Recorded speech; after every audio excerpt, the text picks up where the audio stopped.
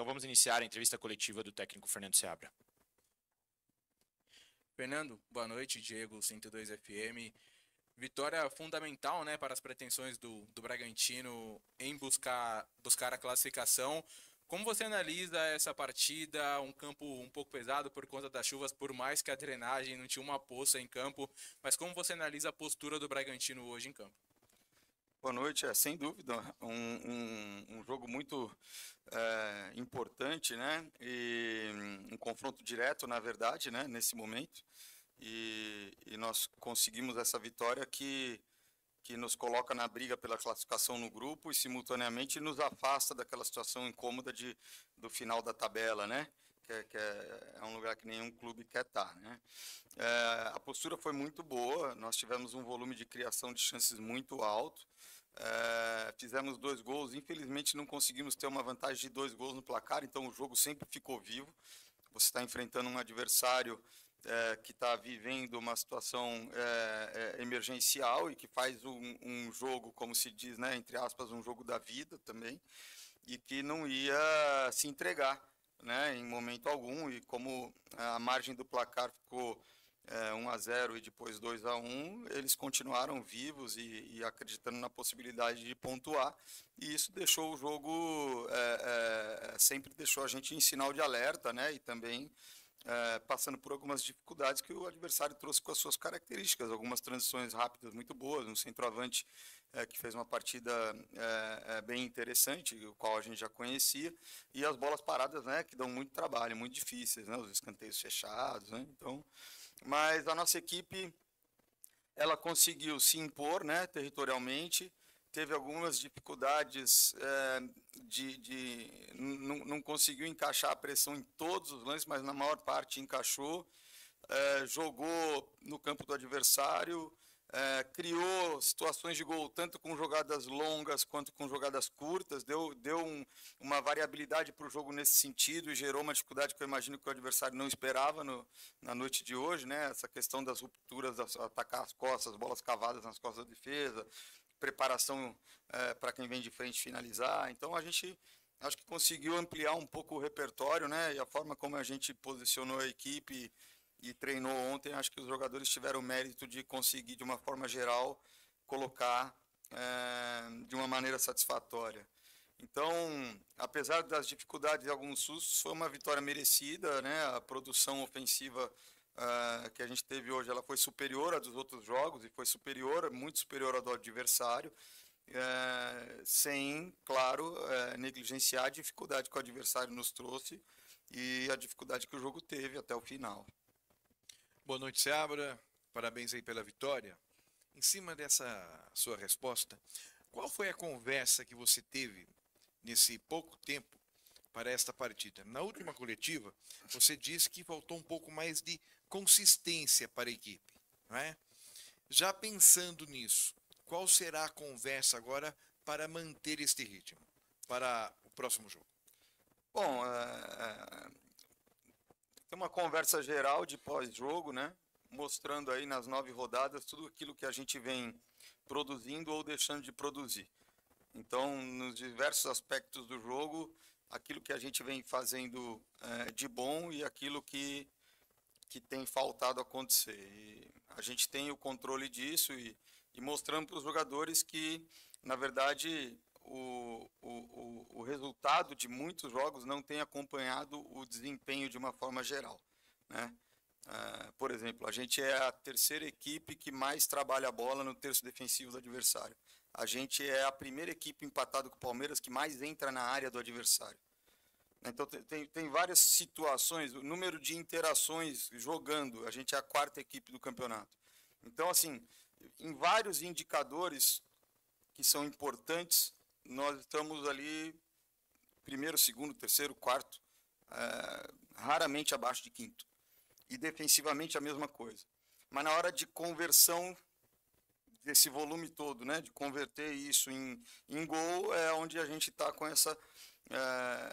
não concretiza o desempenho. Então eu fui muito honesto com os jogadores em falar, se vocês estiverem com a sensação de que vocês estão desempenhando mal, tira isso da cabeça.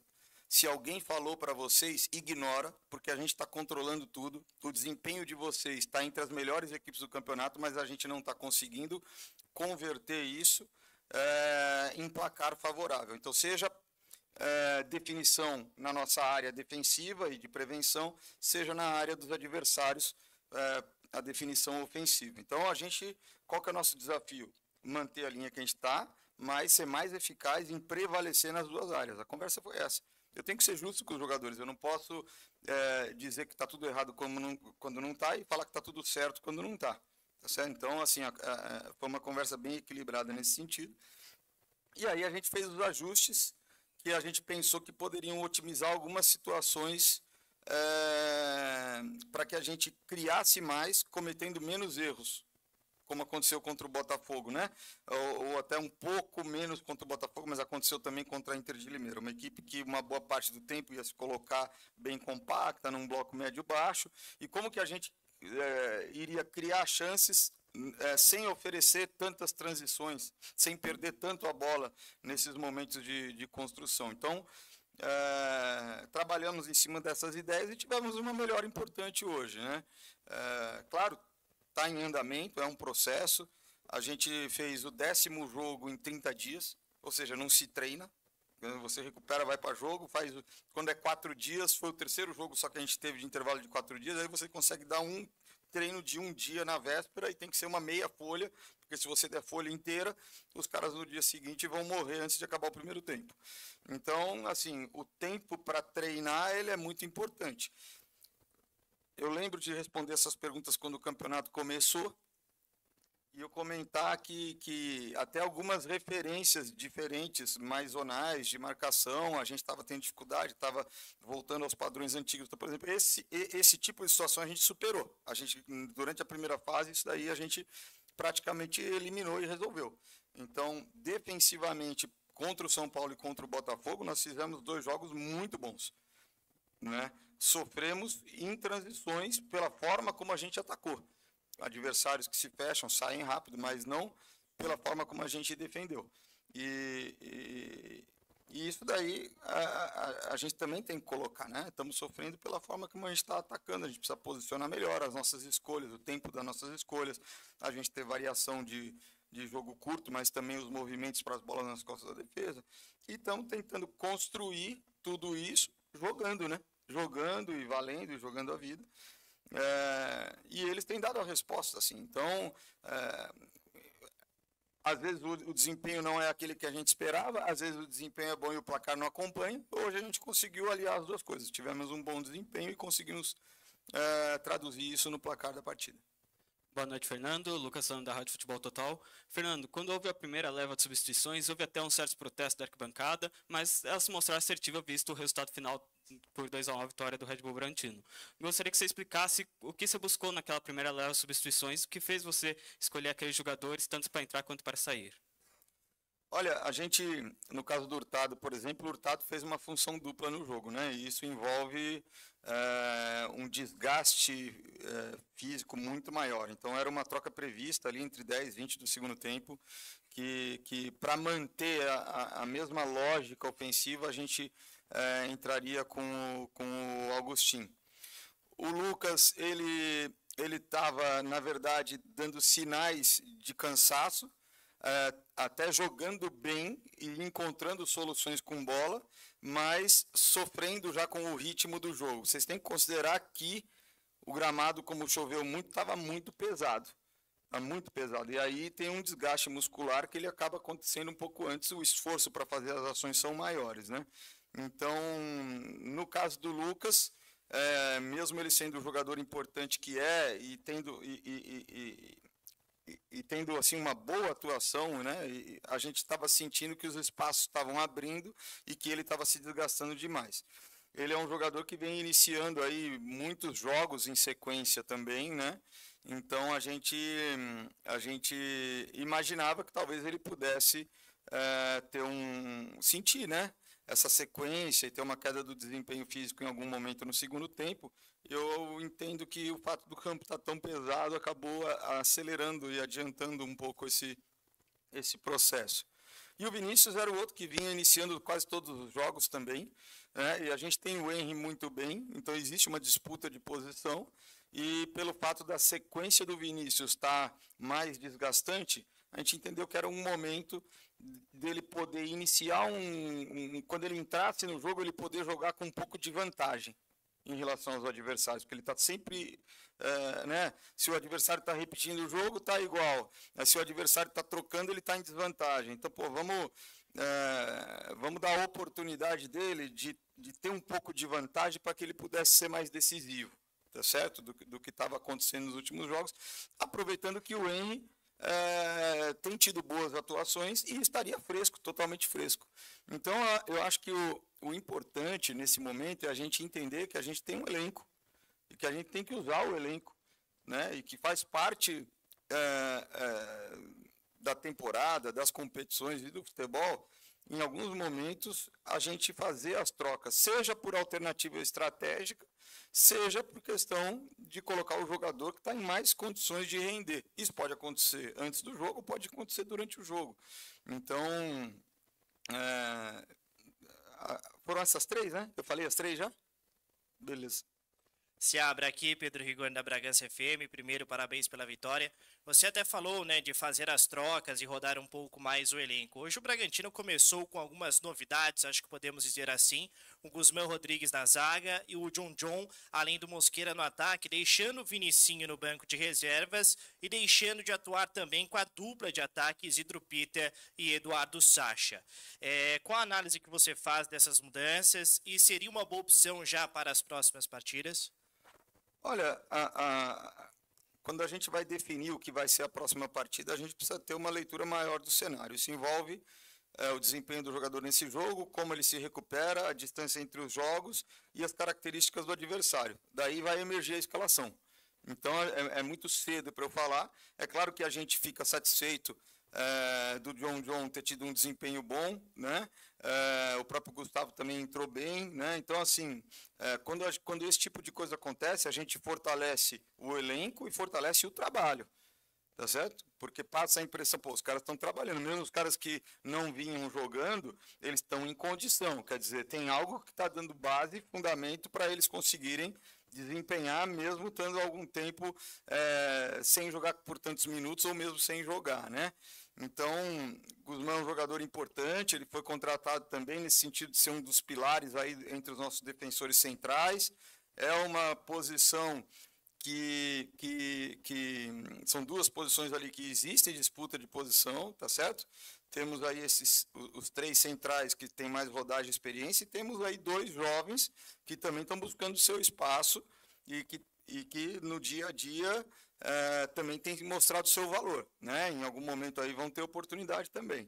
Então, a gente entende, né, a torcida nesse momento, porque o time tinha acabado de tomar um gol, passou um certo tempo, aí o treinador faz 3 substituições, mas é isso, a gente está acompanhando os jogadores, está acompanhando tanto aqueles que estão jogando e observando o desgaste que eles podem estar sentindo e também acompanhando e alimentando, dando estímulo para aqueles que não estão jogando, e a gente tem confiança neles. É por isso que no momento desse eu vou e junto com a comissão, né, a gente delibera e fala, não, vamos fazer, porque os caras estão bem e o jogo está precisando de energia nesse momento, né? E, enfim, eles desempenharam bem, foram importantes na jogada do gol, em outras jogadas, né?